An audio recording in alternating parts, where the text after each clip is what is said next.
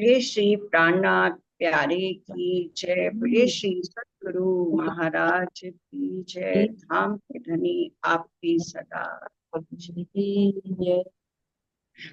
प्रणाम जी सुंदर साथ जी।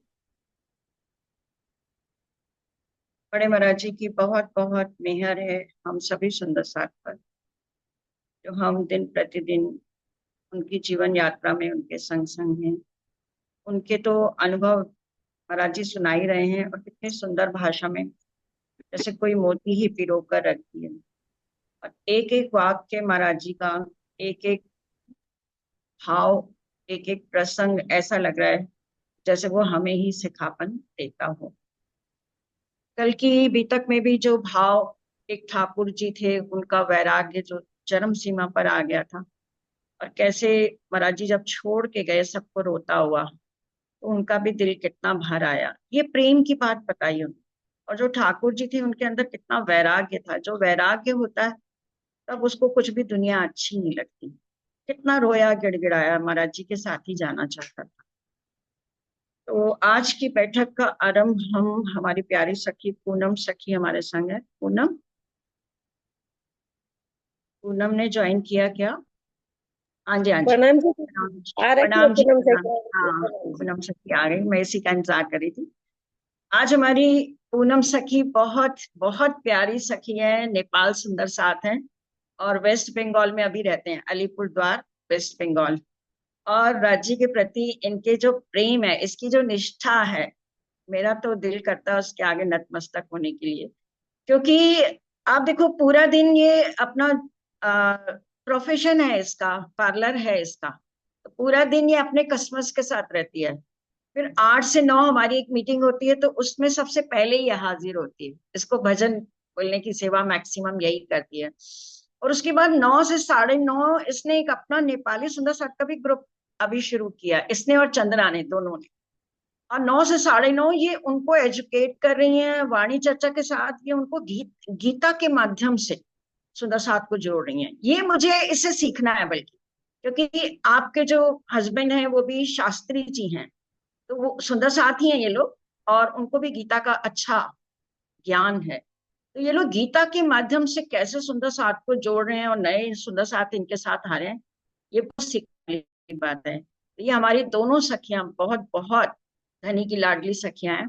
तो आज हम भाव जो सुनेंगे, पहले अपनी पूनम सखी का सुनेंगे, और कल फिर इनका बेटा है सुमन, वो भी बहुत बहुत सुंदर गाता है, तो कल हम उसका भाव सुनेंगे।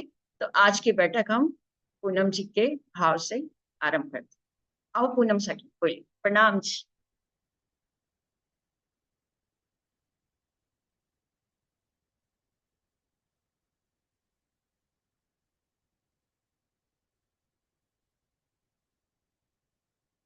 पूनम बोलो, माइक ऑन करो, माइक बंद है।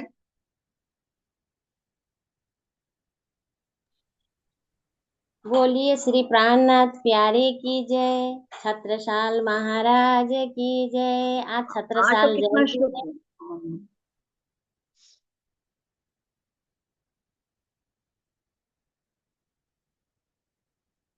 पूनम आवाज नहीं आ रही तुम्हारी।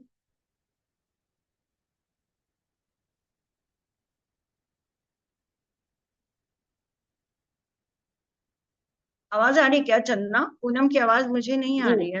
आज शुभ शुभ दिन देख के बहुत बहुत मैं खुश हूँ। ये सेवा मोदी जी आए हैं लेकिन मैं नहीं है। जी। मैं एक भाव बोलने जा रही हूँ, गुरुदेव के ऊपर ही है। राम रतन महाराज जी के ऊपर ही मैं थोड़ा सा एक भाव बोलूंगी। भूल त्रुटि हो तो मुझे क्षमा देना। पूनम मेरी सखी, आपका जगह चेंज हो रहा है, लेकिन जगह चेंज जी। करो ना थोड़ा। आपका थोड़ा ठीक नहीं आ रहा है, साउंड थोड़ा डिस्टर्ब हो रहा है कहीं। लाइट नहीं है सखी। अच्छा अच्छा अच्छा। लाइट नहीं है, इसलिए होगा। ठीक है। तो आपका थोड़ी देर वेट कर लें क्या, बाद में सुन लें आपका, बाद में सुन लें क्या? डिस्टर्ब आ रहा है पूनम सखी, या तो कहीं जी जगह जी। चेंज करो। जो आज रोज बैठते हो वहां पर बैठो। क्यों उसी लाइट जगह नहीं पे। है? नहीं, लाइट से तो कोई प्रॉब्लम नहीं, फोन का डाटा से चल जाता है, लेकिन देख लेना, एक बार ट्राई करो, अगर नहीं हुआ तो रहने देना। करो। जी। अभी नहीं आई। आ रही है, अब आ रही है। जी। थोड़ा अंधेरा है ना दी, थोड़ा अंधेरा आया। कोई बात नहीं। बोलिए श्री कृष्ण कन्हैया लाल की जय, सद्गुरु महाराज की जय। मेरे सतगुरु मुझको देना सहारा, मेरे सतगुरु मुझको देना सहारा। कहीं छूट जाए ना दामन तुम्हारा, कहीं छूट जाए ना दामन तुम्हारा। मेरे सतगुरु मुझको देना सहारा, कहीं छूट जाए ना दामन तुम्हारा। तेरे बिना मन में समाए न कोई, तेरे बिना मन में समाए न कोई। लगन का दीपक जलाए न कोई, लगन का दीपक जलाए न कोई। तू ही मेरी किस्ती, तू ही किनारा। मेरे सतगुरु मुझको देना सहारा। तेरे रास्ते से हटाती है दुनिया, इशारों से मुझको बुलाती है दुनिया। तेरे रास्ते से हटाती है दुनिया, इशारों से मुझको बुलाती है दुनिया। न देखूं जग का झूठा इशारा, मेरे सतगुरु मुझको देना सहारा। मेरे सतगुरु मुझको देना सहारा, कहीं छूट जाए ना दामन तुम्हारा। बड़ी भूल की जो मैं दुनिया में आई, ब्याज गंवाई और मूल गंवाया, ब्याज गंवाई और मूल गंवाया। ना भेजना मुझको जग में दोबारा, मेरे सतगुरु मुझको देना सहारा। बोलिए सतगुरु महाराज की। वास्तव में दिल भर आया मेरा भी, तुम भी नहीं गा पाई आगे इसकी। बहुत सुंदर। इस सदगुरु ही हमें पकड़ के रखें तो रखें, उन्हीं के आगे अर्जी है। हम तो माया में फिसल ही जाते हैं। बहुत सुंदर, बहुत सुंदर भाव। और अब हर थर्सडे को तो तुमसे सुनेंगे ही सुनेंगे, और जब भी तुम पार्लर में फ्री हो जैसे इस समय, तो तुम जरूर सुनाओ। अच्छा, ठीक है। बहुत सुंदर, बहुत ही सुंदर, मतलब दिल एकदम आत्मा को छू गए शब्द। सतगुरु हमको कभी ना छोड़े, हम उनका संग कभी ना हमसे छूटे। बहुत सुंदर। तो अब हम चलते हैं हमारी प्यारी कामाक्षी के संग। कल महाराज जी का हमने सुना कि महाराज जी ट्रेन पर बैठे हैं, लोग उनको छोड़ना नहीं चाह रहे, प्रेम में दीवाने हैं, बार बार रोक रहे हैं, लेकिन महाराज जी बड़े भारी दिल से उनको विदा करके आए। और पशुपति का मेला देखने की उनकी इच्छा हुई। देखो आज नेपाल पहुंचे पूनम, कितनी अच्छी बात है। कल कलकत्ता का प्रसंग आया तो चंद्रा कलकत्ता की थी, आज नेपाल का प्रसंग है तो तुम नेपाल से हो। जैसे महाराज जी ने चुना ही था आज का दिन तुम्हारे लिए। तो अब वहां पर नेपाल के जो राजा जहाँ बैठते थे वो जगह बस खाली थी, बाकी जगह बहुत भीड़ थी।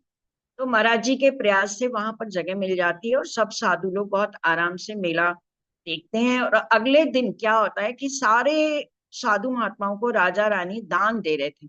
तो बाद पर्व के साधु महात्मा को राजा ने दान दिया, रानी राजा दोनों ने ही मिलकर सबको विदा किया। तो हर साधु महात्मा विद्वान जो भी वहां मेले में आया हुआ था, राजा और रानी ने बड़े भाव से सबको दान देकर विदा किया। बर्तन, कंबल, वस्त्र, रुपया जो मांगा जिसने उनसे, वह सहर्ष उसको बरताया। महाराज ने खुद कर से, मतलब राजा ने अपने हाथों से जिसको जो चाहिए था, बर्तन, कंबल, वस्त्र, रुपया। देखिए, दुनिया के जो दान होते हैं ना, उसमें यही चीजें होती हैं। साधु लोगों को या बर्तन चाहिए या कंबल चाहिए या कभी कभी वस्त्र या रुपया भी हो सकता है। लेकिन हम तो महाराज जी से क्या क्या नहीं ले सकते, महाराज जी हमको क्या क्या नहीं दे सकते, कितना हमें परम धाम का सुख दे सकते हैं, हमें हमारा निज स्वरूप भी दिखा सकते हैं।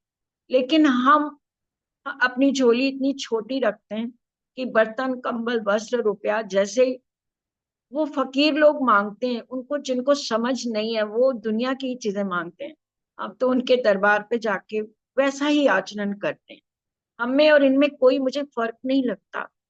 कल अपनी मीटिंग में मैंने भी एक प्रश्न मेरे दिल में आया, आप लोगों से भी मैं उसको डिस्कस करती हूँ कि देखिए, दूसरे दूसरे लोग महाराज जी के प्रेम में बंधे चले जा रहे हैं, उन पर फिदा हो रहे हैं। और लक्ष्मी नारायण को तो बहुत बहुत ज्ञान भी उसको हुआ, और महाराज जी ने उसको बहुत रहस्य वाली बातें भी बताई, गीता भी उसको अब समझ आने लगी, तो उसका भी हृदय पट अंतर्दृष्टि खुली। लेकिन हम लोग इतने सालों से महाराज जी की बीतक पढ़ रहे हैं, हर साल महामती जी की बीतक सुनते हैं, हर बार वाणी चर्चा करते हैं, मंथन करते हैं। पता नहीं क्यों हमारी क्या नींद इतनी निगोड़ी है कि हमको कोई छींटी नहीं लगती। दूसरे दूसरे लोग एक एक पल में महाराज जी पे फिदा हो रहे हैं, और हमको क्यों नहीं ऐसी पहचान हो रही। बस बार बार यही लगता है कि फिर राज्य यही जवाब देते हैं कि फिर सूरत साधिए, फिर धनी चरित्र। कि हमको महामती जी ने यही हुक्म दिया है कि बार बार हम अपनी सूरत संभालें, बार बार हम अपने मूल मिलावे में ध्यान दें, बार बार तो कभी तो ऐसा होगा कि हमारी भी अंतर्दृष्टि खुलेगी। तो हमें जो मांगना है, हमारा उस पे भी फोकस होना चाहिए कि हम अगर जाते हैं, शेरपुर जाएं या पन्ना जी जाएं, तो हमारा क्या ध्यान है, हमको क्या मांगना है। क्योंकि अभी तक तो हमें ये भी नहीं समझ कि हमें मांगना क्या है। अब यहाँ पर सबको वो राजा दे रहे हैं। जब महाराज जी का देखो नंबर आया तो महाराज जी क्या कह रहे हैं, आप कहाँ से आए हैं महाराज। महाराज, वो राजा बोले महाराज जी से, आप कहाँ से आए हैं। तो वो कल रहे हैं कलकत्ते से इधर आए हैं और यहाँ से मेरठ जाएंगे। तो महाराज बोले जो इच्छा हो बोलो, दिलवाएंगे। तो हम बोले, थी हमको इच्छा सिर्फ आपके दर्शन की। महाराज जी कभी नहीं किसी से पैसे ले रहे हैं या वस्त्र ले रहे हैं या एक संचय की प्रवृत्ति हो उनके अंदर, कभी नहीं। वो कह रहे हैं मेरा मात्र इच्छा थी, मैं केवल दर्शन करना चाहता था। महाराज सो पाए हमने, और वो हमने आपकी कृपा से पा लिए हैं। अब मेरी कोई भी इच्छा बाकी नहीं रही। सेवक को आज्ञा दी, फौरन इनको 2 रुपया दे दो। जब उन्होंने सब चीज मना कर दिया कि हमें कुछ नहीं चाहिए, तो राजा ने अपने सेवक को आज्ञा दी कि इनको जाओ 2 रुपए दे दो। हम बोले महाराज करेंगे क्या ले करके रुपयों को, और कोई होता तो रुपयों को बहुत बड़ी चीज समझता। महाराज जी खाली हाथ चलते हैं तब भी कहते हैं मैं क्या करूंगा इन रुपयों का, ना कुछ कभी जरूरत पड़ती हम पास इन्हें ना रखते। महाराज जी तो रुपया तो बिल्कुल रखते ही नहीं थे, माया तो बिल्कुल रखते ही नहीं थे। कहते हैं हम इनके पास रखते हैं, हमें कोई जरूरत ही नहीं पड़ती। हमें आपकी दर्शन इच्छा थी महाराज मुद्दत से, हमें तो मुद्दत से बस आपके मैं दर्शन करना चाहता था, वो मुझे मिले। ऐसे ही हम भी कभी जाएं दर्शन को तो एक बस यही इच्छा लेके कि बस राजी का दीदार हो जाए, उनके दर्शन हो जाए। बाकी हमें कुछ भी ऐसी इच्छा नहीं रखनी है।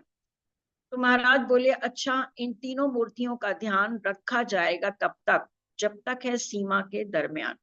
राजा ने ये कहा कि कुछ भी जब नहीं मांग रहे तो इन तीनों का स्पेशल ध्यान रखो। ये 3 लोग थे ना, तो राजा ने आदेश दे दिया सेवक को कि जब तक ये हमारे राज्य की सीमा में है, इनका विशेष आप ध्यान रखिए। हम तीनों के नाम रजिस्टर में राजा ने चढ़वाए, तत्पश्चात विदा ले करके हम अपने रास्ते धाए। उन तीनों के नाम अलग से राजा ने नोट करवा दिए, वहां से विदा होके महाराज जी अब अपने रास्ते चलते हैं। सुल्फा गांजा काफी मंदा यहाँ प्राप्त हो जाता था। किसी साधु के पास पाव था और किसी पे 2 पौवा था। तो महाराज जी बोल रहे हैं कि महात्मा लोग ज्यादातर सुल्फा गांजा ऐसा रखते हैं अपने पास, क्योंकि आगे आएगा कि उनको सदगुरु की तरफ से ये बख्शीश थी। तो साधु लोग रखते थे, किसी के पास 1 पाव था तो किसी के पास 2 पाव, मतलब थोड़ा थोड़ा था। थोड़ा बहुत सभी के पल्ले बंधा हुआ था। तो कौवा, मतलब महाराज जी कह रहे हैं कि सुल्फा गांजा सबके पास थोड़ा थोड़ा सबके पास था और वहां पे काफी सस्ता था। हम भी 2 तोले अंदाजन गांजा लिए हुए थे साथ। यह अपने सतगुरु साहिब ने बख्शी थी हमको सौगात। महाराज जी देखिए, अब हम लोग यहाँ पर एक गांजा को ऐसी वस्तु समझ सकते हैं कि जो नहीं लेना चाहिए या हमारे उसमें नहीं आती है, लेकिन यहाँ पर सतगुरु ने उनको बख्शीश किया है। इसे ज्ञान बल्ली कहकर सदा पुकारा करते थे महाराज जी। इसको ज्ञान बल्ली कहते थे गांजा को, क्योंकि आपको याद होगा पिछले कुछ दिनों में जब हमने बीतक पढ़ी तो उन्होंने दारोगा को अपने घर में गांजे के पेड़ को कहा था कि देखो ये नूरबाग है, ये परम धाम के वृक्ष हैं और ये ज्ञान बल्ली है। तब मुझे ज्ञान बल्ली उतना समझ में नहीं आया था, मैंने इसको थोड़ा डिस्कस भी किया था। लेकिन आज यहाँ पर वो खुलासा हुआ कि गांजा को महाराज जी ज्ञान बल्ली कहकर पुकारते थे। क्यों पुकारते थे? चित्त एक हो जाता है इससे, यह बतलाया करते थे। सदगुरु उनके कहते थे कि इससे तुम्हारा चित्त एकाग्र होगा, है ना, चित्त एकाग्र होगा। महाराज जी तो वैसे ही अपने ध्यान साधना में पूरी पूरी रात बैठते थे। इससे चित्त एकाग्र होना है। ज्ञान अपनी पूर्ण सीमा पर इसके जरिए से हो जाता है। अब हमें ये नहीं सोचना है कि वो गांजा और वो तो हमें भी वो लेना है। महाराज जी का जीवन बहुत कसनी वाला है, साधुमय है, बहुत कम खाना, उनका शरीर, उनकी कसनी, उनका प्रताप अलग चीज है। तो ज्ञान अपनी पूर्ण सीमा पर इसके जरिए से हो जाता है। देखो गृहस्थी लोगों के लिए उन्होंने कल हमें बताया था कि जो गृहस्थी लोग हैं वो सुनकर ही कल्याण करें, उन्हें घर बार भी नहीं छोड़ना। जब ठाकुर उनके पीछे पीछे चलने लगा था तो महाराज जी ने कहा था तुम गृहस्थी हो, मैं तुम्हें साथ नहीं ले जा सकता। तो गृहस्थ लोग तो सुनकर ही कल्याण कर लें, उनके लिए यही आदेश है। तो ज्ञान अपनी पूर्ण सीमा पर इसके जरिए से हो जाता, हो करके साकार लक्ष्य एकदम सन्मुख आ जाता। वो कह रहे हैं कि इसको लेने से मेरा सदगुरु कहते थे कि ज्ञान पूर्णता में आ जाता। इसका मतलब है जैसे हम मान लीजिए वाणी पढ़ रहे हैं और राज्य का श्रृंगार पढ़ रहे हैं, इतना एकाग्र हो जाए, इतनी उसमें एकाग्रता हो जाए कि राज्य का स्वरूप ही हमारे सन्मुख आ जाए। इतनी तल्लीनता, इतनी एकाग्रता, इतनी साधना में गहराई आ जाती थी कि ज्ञान पूर्ण होकर, देखिए जो शब्द हैं जो वाणी के वो क्या हैं, उनको हम स्वरूप साफ कहते हैं। राजेश श्यामा जी का स्वरूप ही तो है उसमें। तभी तो महामती जी ने जब अंतर ध्यान लीला की तो सिंहासन पर किसी को क्यों नहीं बिठाया, वाणी को पधरवाया कि ये साक्षात स्वरूप है, युगल स्वरूप धामधनी का, इनको तुम साक्षात मान के और सेवा करना। तो ये जब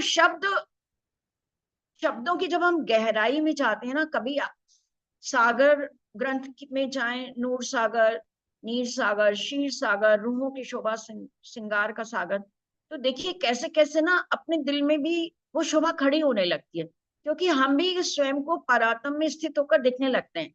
हम अपने आप को उस मूल मिलावे में परातम में अपने श्रृंगार को देखने लगते हैं। तो ये शब्द, एक समय ऐसा आएगा जब ये शब्द भी खत्म हो जाएंगे, जब हमें शब्दों का भी सहारा नहीं लेना होगा और हम ध्यान में सीधा अपनी परातम में अपने युगल स्वरूप की बैठक के सामने हम स्थित हो जाएंगे। तो ज्ञान की पूर्णता यानी साक्षात दीदार। तो ऐसे महाराज जी कह रहे हैं कि ज्ञान जब पूर्ण सीमा पर आया तो उसके बाद लक्ष्य जो है साकार हो जाता है। सैर किया करते थे इससे ही, इसके ही बल से परम धाम के रोज। महाराज जी कहते हैं मैं तो परम धाम में रोज सैर किया करता था। चले बैठकर जिस मोटर, हाँ अब क्या है, करते रहते इसी से भीतर बैठे प्रीतम की खोज। देखिए महाराज जी का एक ही उद्देश्य था कि प्रीतम को पाना है, प्रीतम की खोज करनी है ना। और इसी लक्ष्य पे वो चल रहे हैं, ना वो कलकत्ता रुक रहे, ना वो नेपाल रुक रहे। जहां जहां इतने लोग उनको प्यार करने वाले मिल रहे, इतने लोग उनको सम्मान करने वाले मिल रहे, इतने लोग उनको मठ तक देने के लिए तैयार हैं, लेकिन महाराज जी कहीं नहीं रुक रहे, उनको अपने एक प्रीतम की जो खोज है। चले बैठकर जिस मोटर में गांजा था सभी के पास। हमारा जी कह रहे हैं, अब हम जब आगे चले तो हम जिस मोटर में बैठे, जिस कार में जा रहे थे, तो उसमें जो जितने साधु थे सबके पास गांजा था। सरहद पर नेपाल राज्य की चौकी आती थी एक खास, जहां तलाशी होती सबकी रोक रोक कर मोटर को। महाराज जी कह रहे हैं कि नेपाल राज्य की सीमा पर एक चौकी थी, थानेदार थाना एक लगता था, और वहां सबको रोक रोक कर ना सबकी तलाशी होती थी। नंगा झाड़ा ले करके तब जाने देते थे घर को, और पूरा मतलब कपड़ों को भी सब तलाशी उलाशी लेकर, और गांजा अगर किसी को मिल गया तो उसको बहुत सजा होती थी। काफी मोटर खड़ी हुई थी जब अपनी मोटर पहुंची। जब हम पहुंचे तो सिपाहियों ने अपनी मोटर रोकी, और एक के बाद एक मोटरें लगी हुई थी, जैसे हम लोग भी कई बार देखते हैं चुंगी पर, या हम कभी सिटी के बाहर जाएं तो चेकिंग होती है, तो कैसे एक के पीछे एक गाड़ियां लगी होती हैं, और सारे सिपाही बहुत सारे, कोई किसी मोटर को देख रहा होता है, कोई किसी को देख रहा होता है। तो ऐसे ही सारी बहुत सारी खड़ी हुई थी गाड़ियां। जब महाराज जी की गाड़ी पहुंची, और जब हम पहुंचे तो दो सिपाहियों ने इनकी मोटर के पास भी वो आ गए, और सबकी लेते थे तलाशियां। मोटर के अंदर जाकर झट उतार लेते थे नीचे पल्ले से गांजा पाकर। मोटर के अंदर जो लोग बैठे थे, अंदर जा जाके सारा सामान देख के और सब तलाशी करते थे। जहां भी गांजा मिल गया तो उसको तुरंत निकाल के नीचे उतार देते थे। और क्या करते थे, पूरा जेल की सजा थी वहां पर, और जेल खाने की एकदम उसे हाँक देते तत्काल। जिसके हाथ भी गांजा मिला, जिसके भी सामान में, तुरंत उसको जेल भिजवा देते थे। डरे हुए थे बैठे अंदर लोग देखकर ऐसा हाल। अब सारे साधु लोग डरने लगे क्योंकि सभी के पास था। एक सिपाही अपनी में भी घुसा तलाशी लेने को। जने जने से उसने अंदर कहा तलाशी देने को। एक सिपाही आया, वो भी घुसा इनकी मोटर में, और सबसे कहने लगा भैया दो तलाशी दो, तलाशी दो, सब लोग बताओ क्या क्या है। तीन चार के बाद हमारे निकट तलाशी को है, तीन चार लोगों की ले ली तलाशी, फिर हमारे पास आया, हमसे कहा तलाशी दे दो। हमने सब कुछ दिखलाया। कुछ सामान ना रखते थे हम, सिर्फ एक बटुआ था पास। महाराज जी के पास तो वैसे ही कोई सामान रहता ही नहीं था, अभी राजा से भी उन्होंने कुछ नहीं लिया था। एक बटुआ था बस उनके पास। उसने उसे देखने की खातिर फैलाया अपना हाथ, बोला इसमें क्या है बाबा। हमने कहा ज्ञान बल्ली। तो वो क्या समझे ज्ञान बल्ली क्या है, महाराज जी को पूछ रहा है बटुए में क्या है। महाराज जी ने कहा अरे इसमें ज्ञान बल्ली है। तो बोला ये क्या होता है, हमको जरा दिखा दो जी। हमने वह गांजा निकाल कर उसके कर में पकड़ाया, इसे ज्ञान बल्ली कहते हैं। हमने उसको बतलाया। गांजा तो वो पहचान ही गया कि गांजा है। महाराज जी ने उसके हाथ में वो पकड़ा दिया और कहा हम इसको ज्ञान बल्ली कहते हैं। इसे, हाँ, अपने बात टटोले उस, हाँ, इसी ज्ञान बल्ली की खातिर घूम रहे हैं हम सारे। अब वो इतनी रहस्य वाली इतनी बड़ी बात कह दी महाराज जी ने, सिपाही क्या समझता कि इसी ज्ञान बल्ली की खातिर, इस ज्ञान के की खोज में ही तो हम, अपने प्रीतम की खोज में ही तो सब घूम रहे हैं। अपने बात टटोले उसने मोटर से न्यारे न्यारे, और महाराज जी के बाद सारे सबको अलग अलग से उसने टटोला। सब पे थोड़ा थोड़ा निकला, फिर बोला बोलो महाराज अब क्या करें आपके संगम, तुम्हें तो उतरना होगा आज। अब वो साधु संत है और सिपाही भी सोच रहा है कि महात्मा लोग हैं, इनके साथ तो कोई बुरा व्यवहार भी ठीक नहीं लगता, लेकिन अगर मैं नहीं उतारता हूँ तो फिर ये तो कानून वाली बात होगी, फिर मेरी नौकरी का क्या होगा, मैं अपने कर्तव्य से विमुख हो रहा हूँ। तो अब महाराज जी कह रहा बताइए मैं क्या करूं, सबके पास निकला है थोड़ा थोड़ा, तो अब तो आपको उतरना पड़ेगा। अब महाराज जी क्या कह रहे हैं, कहीं ले चलो हमको। हम एकदम उतरे, ऐसे बोले, हम उससे ऐसे बोले। महाराज जी कहने लगे ठीक है भाई, तुम जहां ले चलते हो हमें ले चलो, जहां जाएंगे वहीं मौज है। कहीं नहीं, बच्चे रोते, करे बच्चा हमें तू जहां ले जा, हमारे लिए तो तू जेल ले जा, तू बाहर ले जा, तू अंदर रख बाहर रख, हमें तो कुछ भी अंतर नहीं पड़ता, क्योंकि हम जहां जाएंगे वहीं मौज है। साधु होकर भी भय खाया तो क्या साधुपना है उसका।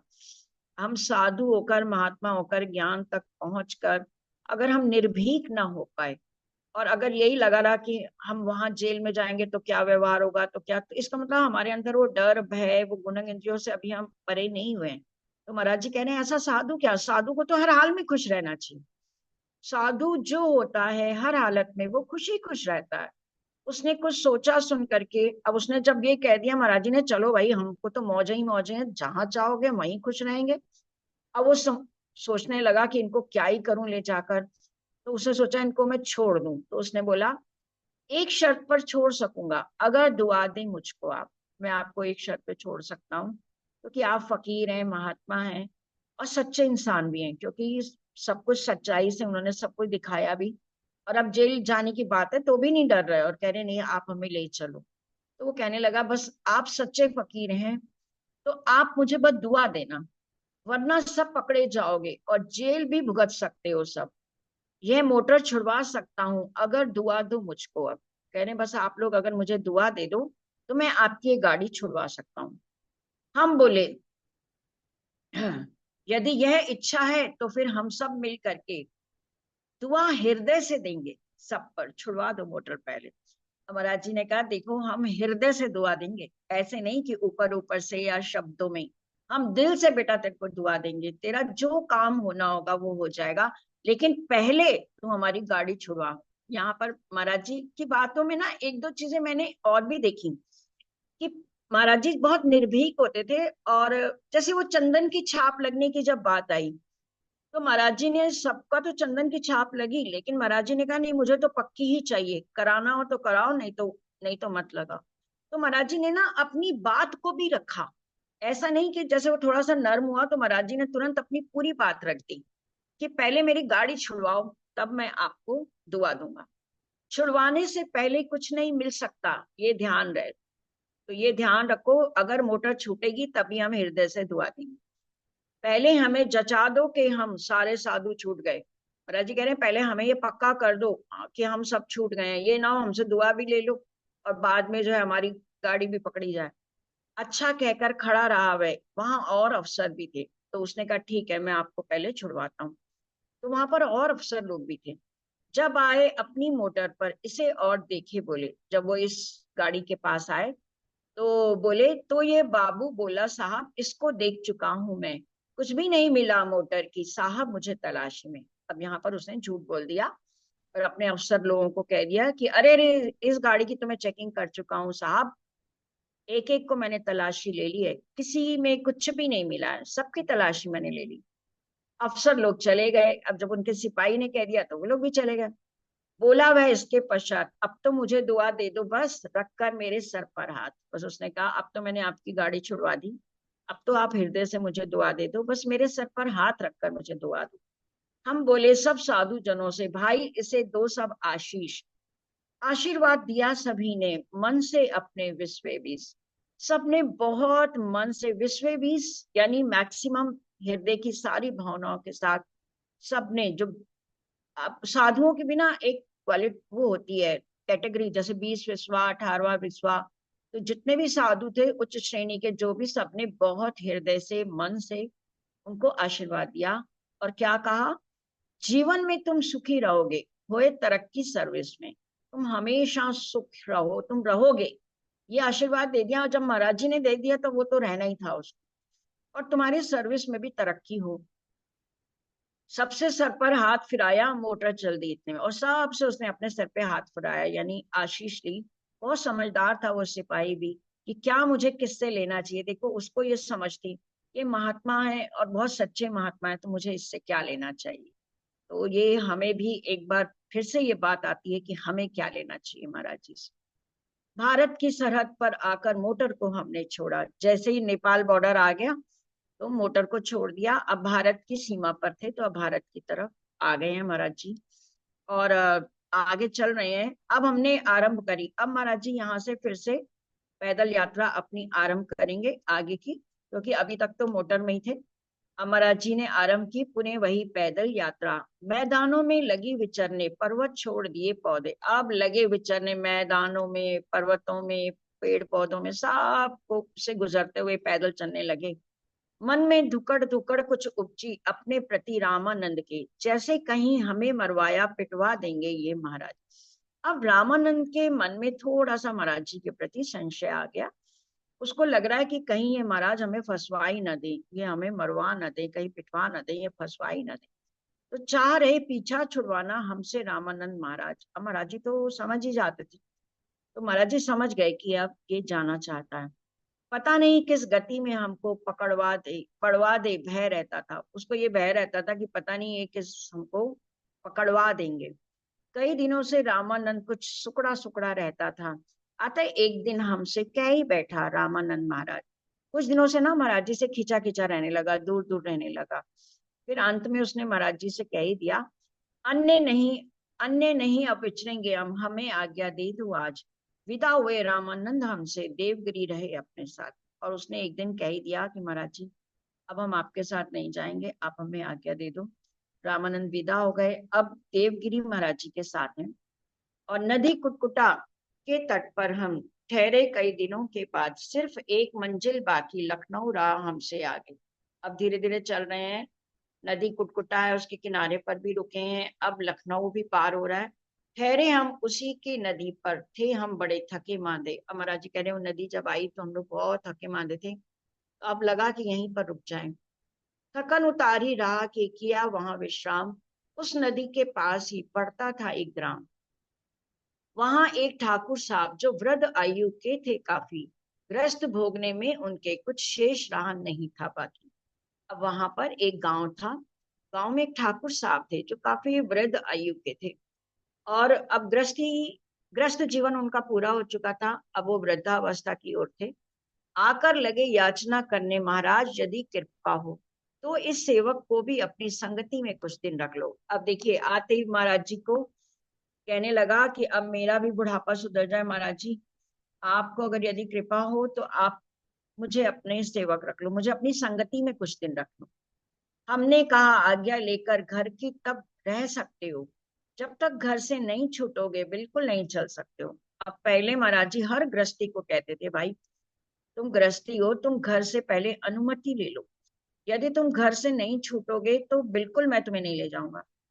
वह बोला तो अभी आज्ञा घर की लेकर आता हूँ, काम नहीं कुछ भी देरी का, महाराज जी जाता हूँ। उसने कहा, अरे महाराज जी ये कौन सी बड़ी बात है, घर से अनुमति तो 2 मिनट में मिल जाएगी। तुरंत दौड़ा दौड़ा गया घर, चला गया घर ठाकुर कहकर, सायंकाल तक आ पहुंचा। जब आया घर से तो उसकी एक बगल में बिस्तर था। अब सुबह चला गया, शाम को जब आया कि महाराज जी मैं आज्ञा ले आया हूँ, और घर से आया तो एक बगल में अपना बोरिया बिस्तर बांधा बांधा हुआ था।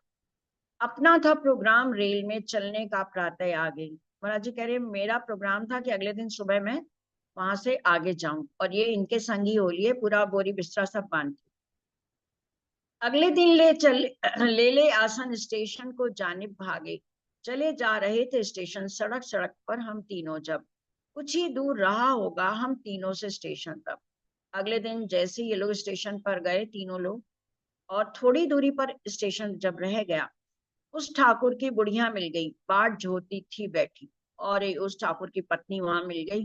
वो उसका इंतजार ही वहां कर रही थी, स्टेशन के पास ही बैठी हुई थी, लड़के भी लिए हुई थी। हमें देखकर उठ बैठी, उसका एक लड़का था, और महाराज जी को देख के उठ के बैठ गई। हम आगे थे, ठाकुर पीछे, एकदम बोला गजब हुआ। अब उसने घर से अनुमति नहीं ली थी, अब अपनी पत्नी को देखकर कहने लगा, अरे ये क्या पीछे छुप गया महाराज जी के, तो बहुत गजब हो गया। महाराज बुढ़िया बैठी है, रास्ते में ही नाश हुआ, अब तो ये सर्वनाश हो गया, अब तो जाने नहीं देगी महाराज जी, ये तो रास्ते में ही बैठी है। हम बोले तो हम क्या जाने, अपने मल को आप समेट। महाराज जी कह रहे हैं तुमने रायता फैलाया, तुम ही जानो, मैंने तुमसे कहा था कि उनसे तुम परमिशन लेकर आना, हमसे तो कहता था आज्ञा ले ली है, अब क्या है, तुम बताओ क्या है ये देव, ये क्या है, ये क्यों बोल बैठी यहाँ पर। ठाकुर तो बोला था यूं ही जब हम आगे से गुजरे। बुढ़िया उठी भड़क कर एकदम, कहाँ जा रहा है रे, क्यों रे। अब वो जब तक जवाब देता देता, बुढ़िया एकदम आ गई भड़क के, एकदम क्रोध में, और अपने पति को कहने लगी, क्यों भाई ठाकुर कहाँ जा रहा है, मुझे कहाँ छोड़े जाता है, तू तो बना महात्मा जी, कुछ मेरा भी ध्यान किया, यहाँ मेरे संग क्या बीतेगी। और कह रहे, भाई क्यों भाई, तू महात्मा बन के और मुझे छोड़ के जा रहा है, तूने ये सोचा नहीं कि तू जा रहा है मेरे ऊपर क्या बीतेगा। उनको लड़ते देख छोड़ वहीं दोनों हम पहुंचे स्टेशन, गाड़ी जाने में देरी थी, जाके त्याग दिए आसन। अब उनको वहीं लड़ता भिड़ता छोड़कर महाराज जी तो स्टेशन आगे चल दिए, थोड़ी देर थी तो वहीं पर आसन वासन लगा दिए। घाटों घंटों घाटों बाद झगड़ा झंझट कर अपने पास वहीं पहुंचे। लड़का उसका समझदार था, जाकर के हमसे बोले, ये घंटे होना चाहिए था। तो कुछ देर वो झगड़ा उगड़ा करके फिर महाराज जी के पास आ गए। और लड़का उसका समझदार था। अरे पिताजी को मेरे महाराज आप ही समझा दें। हम बोले बोले तेरे बूढ़े को हम क्या बतला दें। अब वो बेटा कह रहा, महाराज जी मेरे पिता को समझाइए ना, तो हमारी बात तो नहीं सुन रहे। महाराज जी कह रहे, भाई वो तेरे पिता हैं तो मैं क्या बताऊं। उसने साथ हमारे चलने की हमसे आज्ञा चाही। हमने कहा आप पहले आज्ञा घर से ले लो भाई। महाराज जी कह रहे, मेरा तो किसी से लेना देना भी नहीं था, ये मेरे साथ चलना चाह रहा था, तो मैंने इससे कहा कि आप भाई घर से इजाजत ले लो।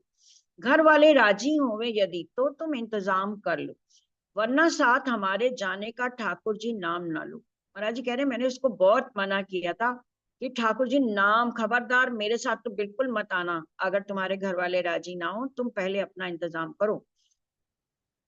उम्र ठीक थी, बात कोई नहीं, हमने आज्ञा दे दी थी।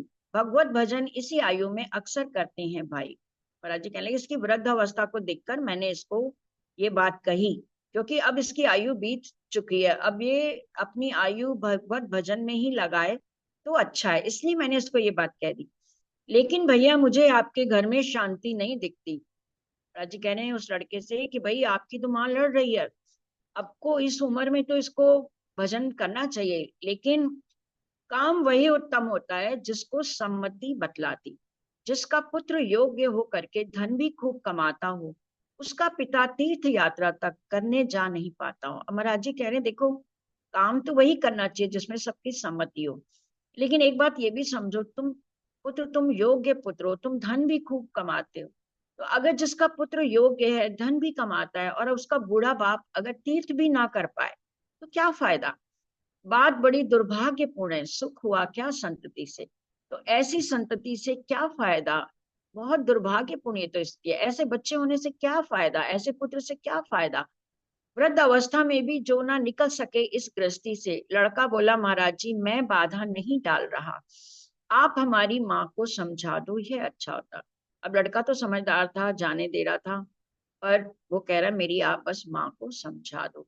तो सुंदर साथ जी आज इतना ही स्वीकार करिए, और महाराज जी कल कैसे उनको ले जा पाएंगे, उनका बेटा उनको परमिशन दिलाएगा अपनी माता जी से, और महाराज जी के संग वो चलेंगे।